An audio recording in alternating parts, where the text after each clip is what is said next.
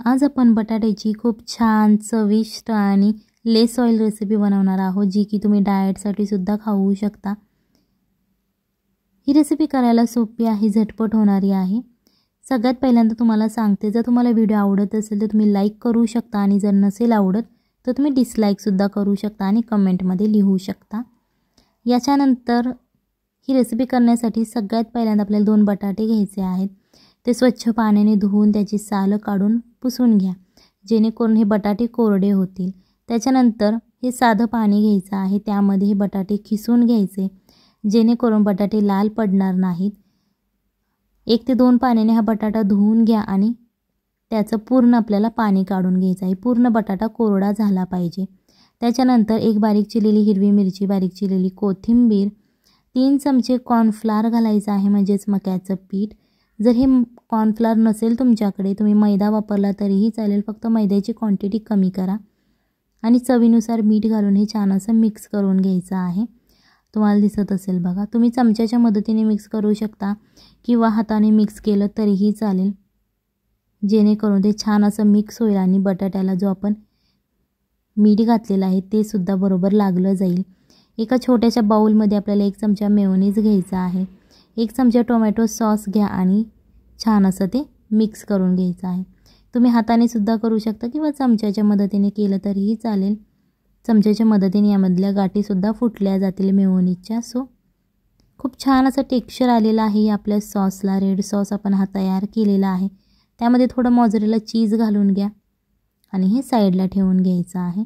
याच्यानंतर आपण जे बटाट्याचं मिक्सचर बनवलेलं आहे ते असं हाताच्या मध्यभागी घ्यायचं आहे आणि अशी लातिंबी आपल्याला तयार करून घ्यायची आहे। जास्त पातळ करू नका किंवा जास्त जाडही करू नका, मीडियम अशी ही लातिंबी तयार करून घ्या। त्याच्यानंतर 1 चमचा आपल्याला इथे टोमॅटो सॉस घालायचा आहे आणि छान असं ते स्प्रेड करून घ्यायचं आहे। इथे तुम्ही शेजवान चटणीसुद्धा वापरू शकता। त्याच्यानंतर 1 कांद्याचा स्लाइस घालायचा आहे, जो की वाटीच्या आकाराचा असतो। कांदा मध्यभागून तुम्ही कापला की अशा प्रकारे 2 वाट्या तयार होतात। त्या वाटीमध्ये आपल्याला आता मोझरेला चीज भरायचं आहे आणि हे हलवारपणे आपल्याला हातावरती घ्यायचं आहे। थोडंसं प्रेस करा खालच्या बाजूने आणि परत बटाट्याचा जो मिक्सचर आहे तो वरच्या बाजूने लावून घ्या। दोन्ही हाताने दाबत दाबत आपल्याला एक पॅटीचा शेप याला द्यायचा आहे। तुम्ही याला कोणताही शेप देऊ शकता, तुम्हाला जो आवडत असेल तुम्ही तो द्या। व्हिडिओ आवडत असेल तर व्हिडिओला लाईक करा आणि जर तुम्ही चॅनलवर नवीन असाल तर चॅनलला सबस्क्राईब करा, जेणेकरून येणाऱ्या नवनवीन व्हिडिओजचे अपडेट तुम्हाला लगेच मिळतील।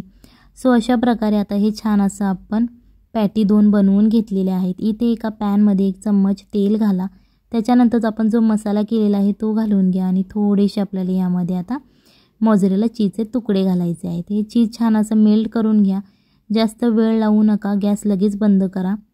चीज मेल्ट झालं की लगेच गॅस बंद करायचा आहे। त्याच्यानंतर 1 चमचा तेल घालायचं आहे आणि छान प्रकारे असं सगळ्या बाजूने ते फिरवून घ्यायचं आहे, जेणेकरून तवा हा तेलाने ग्रीस होईल। तवा गरम झाल्यानंतर, हा पॅन गरम झाल्यानंतर त्याच्यावरती आपण ज्या पॅटी बनवलेल्या आहेत ते ठेवून घ्यायच्या आहेत।